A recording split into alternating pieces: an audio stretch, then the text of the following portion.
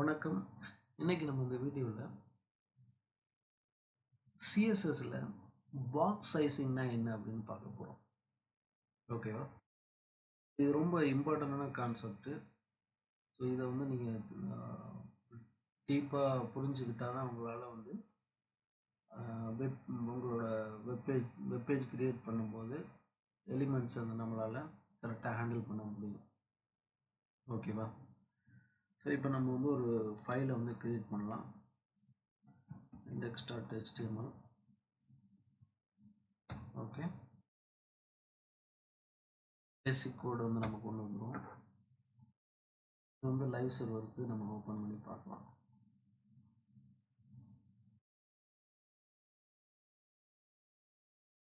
இப்போ நம்மளோட HTML file ready, சர்வரில் ரன் ஆகுது. இப்போ இந்த HTML அப்படிங்கிறது ஒரு எலிமெண்ட். ஓகேவா? HTML அப்படிங்கிறது இந்த இது ஒரு எலிமெண்ட் தான். இதுக்கு நம்ம ரூட் அப்படின்னு கூட சொல்லலாம் இதை. ஓகே, இப்போ யூஸ்வலாக நம்ம சிலப்போ டிசைன் பண்ணும்போது இங்கே சிஎஸ்எஸ் ஃபைல் எழுதும்போது இங்கே இப்போ நீங்கள் பார்த்துருக்கலாம், ஒரு சில யூடியூபர் இங்கே இந்த மாதிரி எழுதும்போது ரூட் அப்படின்னு எழுதிட்டு இந்த இடத்துல பேக்ரவுண்ட் கலர் அப்படி பேக்ரவுண்ட் கலர் கொடுக்கணும்.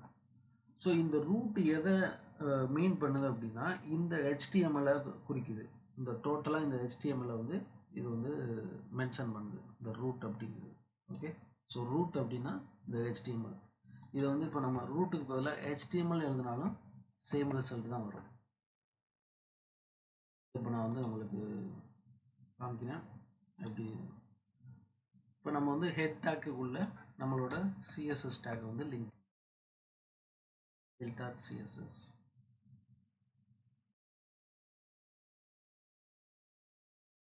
பேக்ரவுண்ட் கலர் கிரீனாக ஆயிடுச்சு. ரைட். ஸோ இப்போ நான் இதை HTML மாற்றுறேன், ரூட்டுக்கு பதிலாக HTML மாற்றுறேன். சேம் தான், எந்த சேஞ்சஸும் இல்லை. இப்போ இந்த ரூட்னு எழுதும்போது நீங்கள் கன்ஃபியூஸ் ஆகக்கூடாது. ஏன் ரூட் அப்படின்னு எழுதுனா இது HTMLக்கு அப்ளை பண்ணுறது. ரைட். ஸோ இது நம்ம டெலீட் பண்ணிடலாம். அடுத்து ஒரு விஷயம் பண்ண போகிறேன் பாருங்க. இந்த HTML டேக் இருக்குல்ல, இதுக்கு மட்டும் நான் ஸ்டைல் அப்ளை பண்ணுறேன்.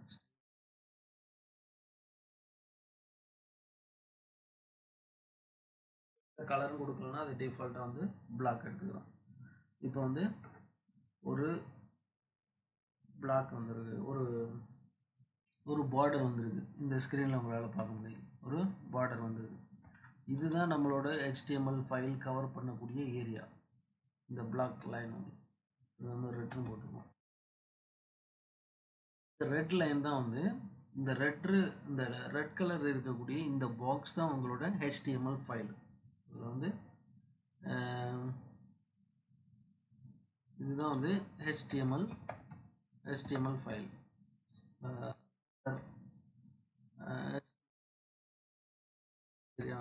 Render area. நம்மளோட ஃபைல் இதுக்குள்ளே தான் டிஸ்பிளே ஆக போகுது. நம்ம எழுதுகிற div, h1, h2 டேக்கு, டேக்கு, நம்ம எதெல்லாம் எழுதுகிறோமோ அது எல்லாமே இந்த ரெட் கலர் பாக்ஸுக்குள்ளே தான் டிஸ்பிளே ஆகும். ஓகே, சரி. இப்போ இந்த பேலன்ஸ் உள்ள ஏரியா என்ன அப்படின்னா, அது இந்த பேலன்ஸ் உள்ள ஏரியா என்ன அப்படின்னா, பேலன்ஸ் உள்ள ஏரியா ஏரியா ஃப்ரீயாக இருக்குது. இந்த ஏரியா என்ன ஆகுனா நம்மளோட HTML ஃபைலோட ஹைட் இன்க்ரீஸ் ஆக ஆக கவர் ஆகும். Okay, right. இப்போ இந்த டோட்டலாக நமக்கு தெரியக்கூடிய இந்த விசிபிள் ஏரியா இருக்குல்ல, அது வியூ போர்ட் மேலே தான் நம்மளோட HTML ஃபைல் ரன் ஆகுது. அதாவது நமக்கு தெரியக்கூடிய எல்லா நம்மளோட கண்டென்ட்டை ஷோ பண்ணக்கூடிய ஏரியா வியூ போர்ட்.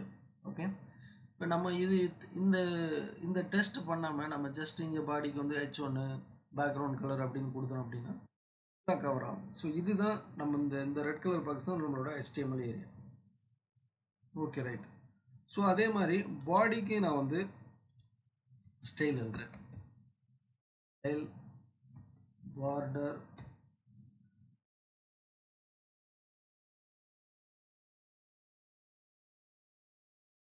இது ப்ளூ. ஓகே, ஸோ இது வந்து பாடியோட ஏரியா, ரைட்? ஹெச்டிஎம்எலுக்குள்ள பாடி. இப்போ புரியுதா ரெண்டுக்கும் உள்ள டிஃபரன்ஸ்? இப்போது இதில் இன்னொரு விஷயம் என்னென்னா, இந்த பாடிக்கு வந்து நான் பாடிக்கு பேக்ரவுண்ட் கலர் கொடுக்குறேன். பார்த்தீங்களா? இப்போ என்ன பண்ணணும், பாடிக்கு பேக்ரவுண்ட் கலர் ரெட்டு கொடுத்தா இது இந்த ப்ளூ கலர் பாக்ஸுக்குள்ளே தானே வரணும். பட் இது மொத்தம் எல்லா ஏரியாவுக்கும் வந்து பேக்ரவுண்ட் கலரை வந்து ஃபில் பண்ணிடுச்சு. ஸோ இது என்ன, இது இது ஒரு ப்ராப்ளம்ஸ். இது வந்து இது எப்படின்னு தெரியல, இதை நீங்கள் வந்து மைண்டில் வச்சுக்கணும். ஸோ இந்த மாதிரி இருக்கிறதுனால தான் நமக்கு வந்து இது கன்ஃபியூஸ் ஆகுது, நம்மளோட இது எல்லாம் மொத்தமாக கவர் ஆகுது அப்படிங்கிற மாதிரி. இதை வந்து இன்னொரு மாதிரி கண்ட்ரோல் பண்ணலாம். இப்போ வந்து இந்த ஹெச்டிஎம்எலுக்கு வந்து நான் பேக்ரவுண்ட் கலர் அக்வா கொடுக்குறேன். பாருங்கள், ஹெச்டிஎம்எல் வந்து இப்போ வியூ போர்ட் ஃபுல்லாக அந்த ஹெச்டிஎம்எல் கலர் வந்து கவர் பண்ணிடுச்சு. ரெண்டர் ஏரியா கரெக்டாக அந்த பாடி ஏரியா வந்து இது வந்து நம்ம பாடி ஏரியான்னு மாற்றுவோம். பாடி ஏரியான்னு மாற்றுவோம். பாடி ஏரியா. ஓகே, ஸோ பாடிக்குள்ளே கரெக்டாக ரெட் கலர் ஃபிக்ஸ் ஆயிடுச்சு, ஏன்னா அதுதான் பேக்ரவுண்ட் கலர், ரெட்டுக்கு பேக்ரவுண்ட் கலர். ஹெச்டிஎம்எலுக்கு வந்து அக்வா கலர் ஃபிக்ஸ் ஆகிருக்கு. பட் இதுலேயுமே வந்து தப்பு இருக்குது. இதில் அக்வா கலர் வந்து இந்த ரெட் கலர் பாக்ஸில் மட்டும்தான் ஃபிட் ஆகணும், மற்ற எல்லாத்துலேயும் வந்து ஃப்ரீயாக விட்டுறணும். பட் இது வந்து வியூ போட்டு மொத்தத்தையுமே வந்து ஃபில் பண்ணிடுது. ஓகே, இது ஒரு ப்ராப்ளம்ஸ். இது ஏன் நடக்குது அப்படின்னு கண்டுபிடிக்குது. ஓகே, நம்ம இன்னைக்கு பார்க்க போகிறது வந்து பாக்ஸ் சைஸிங்னா என்ன அப்படின்னு பார்க்க போகிறோம். யூஸ்வலாக இப்போ நீங்கள் வந்து ஒரு கோட் எழுதும்போது நிறைய பேர் என்ன பண்ணுவாங்கன்னா, இங்கே வந்து ஆஸ்ட்ரிக்ஸ் சிம்பிள் போடுவாங்க. இட் மீன்ஸ் வந்து இதில் வந்து மார்ஜின் 0, padding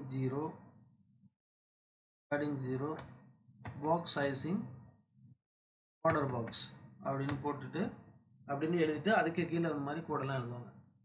பட் இது வந்து எதுக்காக யூஸ் பண்ணுறோம், இது வந்து பேசிக் சிஎஸ்எஸ் ரீசெட் அப்படின்னு சொல்லுவாங்க இதை, இந்த ஏரியாவை. இப்போ வந்து மார்ஜின் 0னா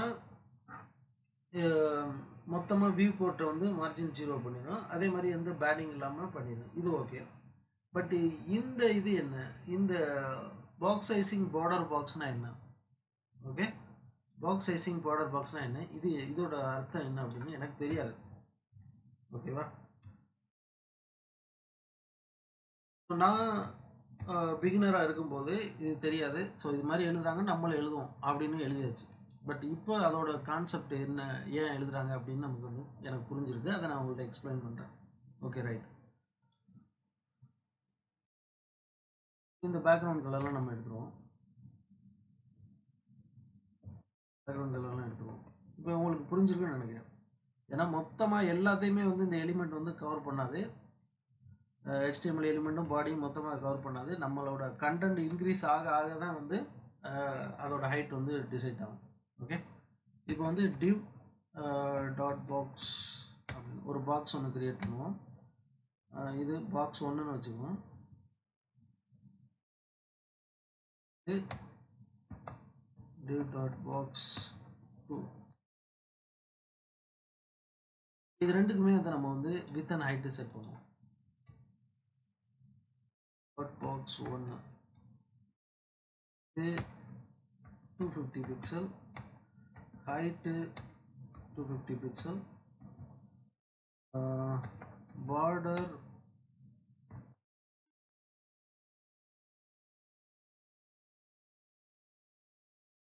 மாதிரி பாக்ஸ் 2க்கு வந்து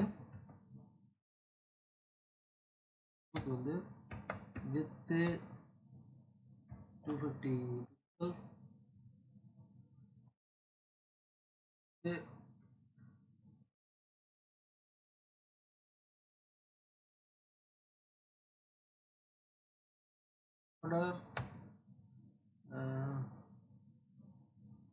border அதே 2 பிக்சல்,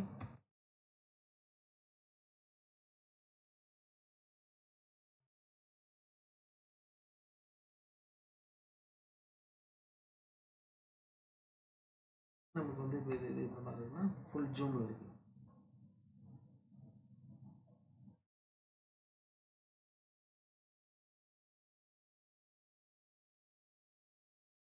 பேக்ரவுண்ட் கலர் எடுத்துடலாம், வேண்டாம். இந்த இது வேண்டாம், கிளியர் பண்ணிடலாம்.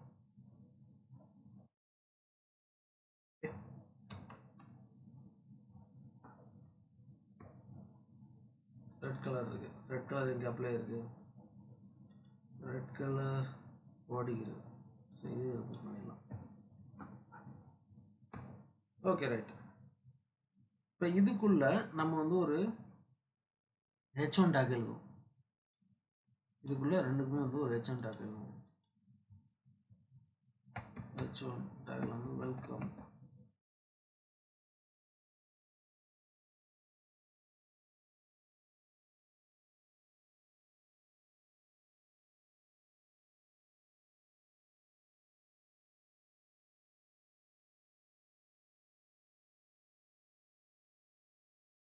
இதோட வித்து வேணால் நம்ம இன்க்ரீஸ் பண்ணிக்குவோம்.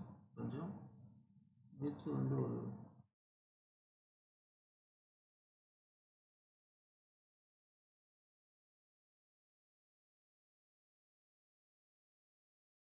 வந்து டெக்ஸ்ட் அலைன் வந்து H1க்கு வந்து டெக்ஸ்ட் அலைன் வந்து சென்டர் கொடுக்குவோம். இது ஜஸ்ட் ஒரு டெக்ஸ்ட் அலைன்.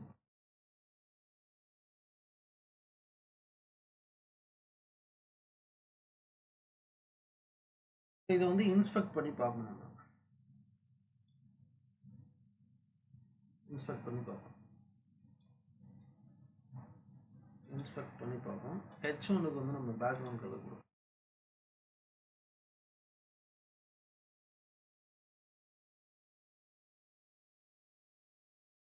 இப்போ இந்த டிவ்வுக்குள்ள H1 டேக் வச்சிருக்கோம். இது இதோட ஏரியாக்குள்ள வந்து ஃபிட் ஆயிருக்கு. ரைட்டு. ஸோ இந்த இதை இன்ஸ்பெக்ட் பண்ணி பார்ப்போம். இதோட வித்து 450, ஹைட்டு 37. ரைட்டா. இங்கே இது இந்த டெவ் டூல்ஸில் பாருங்கள், இதை வந்து பாக்ஸ் மாடல்னு சொல்லுவாங்க. இதோட வித்து 450, ஹைட்டு 37. நம்ம கொடுத்த வித்து 450. ஸோ இங்கே எவ்வளோ கொடுத்துருக்கோம்? 450 கொடுத்துருக்கோம், ஹைட்டு 37 கொடுத்துருக்கோம். ரைட்டு. ஹைட்டு 37 கொடுக்கல, அதுவாக எடுத்துருக்கு. ரைட்டு. பொதுவாக எப்போவுமே ப்ரௌசருக்கு வந்து நீங்கள் ஹைட்டு நீங்கள் மென்ஷன் பண்ணாமல் விட்டுட்டா நல்லது. அதுவே ஆட்டோமேட்டிக்காக ஹைட் வந்து எடுத்துக்கும். ஓகே. இப்போது நான் என்ன பண்ண போகிறேன்னா, இந்த H1க்கு பேடிங்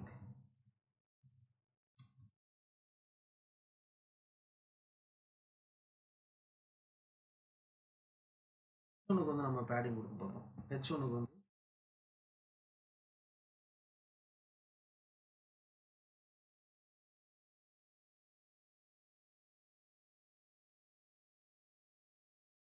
இன்ஸ்பெக்ட் பண்ணி பார்ப்போம்.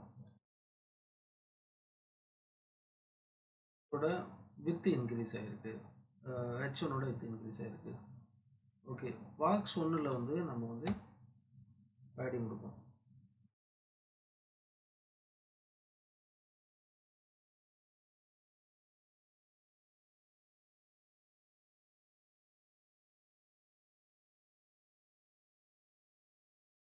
ஓகே.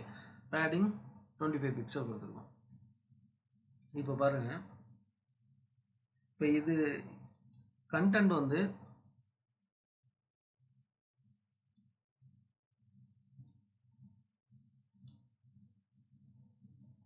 நம்ம கொடுத்தது வந்து 450 கொடுத்தோம் நம்மளோட வித்து.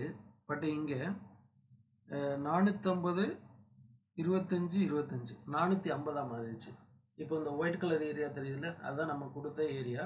பட் அதை சுற்றி ஒரு 25 வந்து எக்ஸ்ட்ரா இருக்குது, அது வந்து பேடிங். இப்போ நம்மளோட கண்ட்ரோலில் இல்லை, நம்ம கொடுத்ததை தாண்டி அதிகமாக போயிடுச்சு. ஓகேவா? அதே மாதிரி வந்து இப்போ வந்து இதுக்கு வந்து மார்ஜின் கொடுப்போம். மார்ஜின்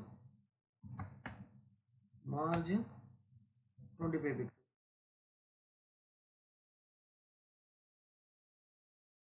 பார்த்தீங்களா, இன்னும் அதை தாண்டி அதிகமாக போயிடுச்சு. இப்போ 500 மாறிடுச்சு. ஓகேவா? ஸோ இப்படி இன்க்ரீஸ் ஆகிட்டே போயிட்டுருக்கு. இப்போ ஆல்ரெடி கொடுத்த இந்த கீழே உள்ள பாக்ஸை பாருங்கள். பாக்ஸ் 2 வந்து கரெக்டாக அதே இதில் இருக்குது. பட் நம்ம இதுக்கு பேடிங் மார்ஜின்லாம் கொடுக்கும்போது இது இன்க்ரீஸ் ஆகி போயிட்டே இருக்குது.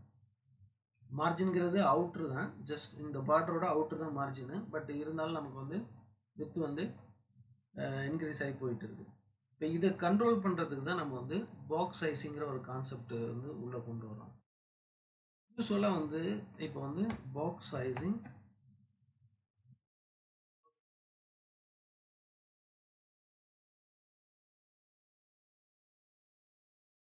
பாக்ஸ் சைஸிங் பார்டர் பாக்ஸ் கொடுத்துட்டோம். பட் இந்த மார்ஜின் நமக்கு தேவையில்லை. மார்ஜின் வந்து எதுவும் அஃபெக்ட் பண்ணலை, ஜஸ்ட் அவுட் சைடு உள்ளதான் எடுத்துக்கிறேன். ஸோ இப்போ கரெக்டாக வந்துருச்சு. இப்போ ஃபஸ்ட்டு உள்ளது வந்து கரெக்டாக வந்துருச்சு. பட் இங்கே ரெண்டாவது பாக்ஸில் ஏதோ ப்ராப்ளம் இருக்குது. ரெண்டாவது பாக்ஸில் ஏன் ப்ராப்ளம் இருக்குது?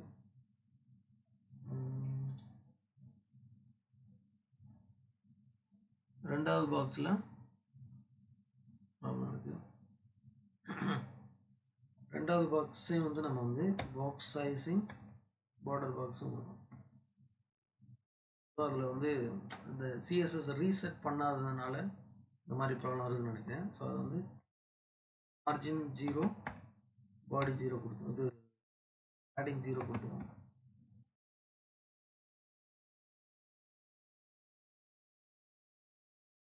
இது வந்து இதாகல, இதுக்கு வந்து 450 கரெக்டாக இருக்கு.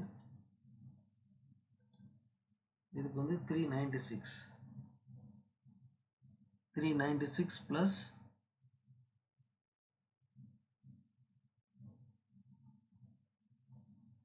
396 தான் வந்திருக்கு. ஒரு 4 இது வந்து கம்மியாக இருக்குது. ஸோ இந்த பாக்ஸ் சைஸிங் ஏதோ பண்ணுதுன்னு நினைக்கிறேன். Box sizing okay. ஸோ இந்த பாக்ஸ் 2க்கும் வந்து நம்ம வந்து பாக்ஸ் சைஸிங் கொடுப்போம்.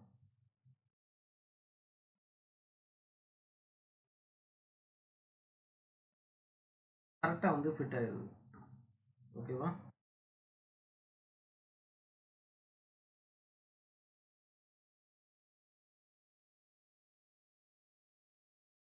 ஃபர்ஸ்ட் ஒன்ல வந்து நமக்கு ஏன் வந்து சாரி இந்த டெக்ஸ்ட் ஒன்றுக்கு வந்து இந்த டெக்ஸ்ட் அலைன் பண்ணியிருக்கிறது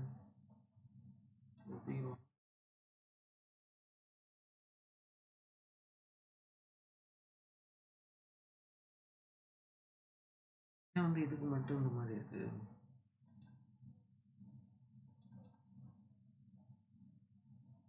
ஓகே, இதுக்கு நம்ம வந்து பேடிங் 25 பிக்சல் கொடுப்போம்.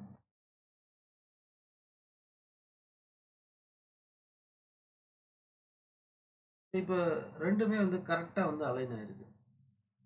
இப்போ நம்ம கொடுத்த அந்த 450க்குள்ள நம்மளோட கண்டென்ட் வந்து கரெக்டாக ஃபிட் ஆயிருக்கும். அதாவது நம்மளோட கண்டென்ட் ஏரியா அட்ஜஸ்ட் பண்ணிக்கிட்டு கண்டென்ட் ஏரியா வந்து அட்ஜஸ்ட் பண்ணிக்கிறோம். H1க்கு வந்து பேக்ரவுண்ட் கலர் திரும்ப கொடுக்குறேன். Background colour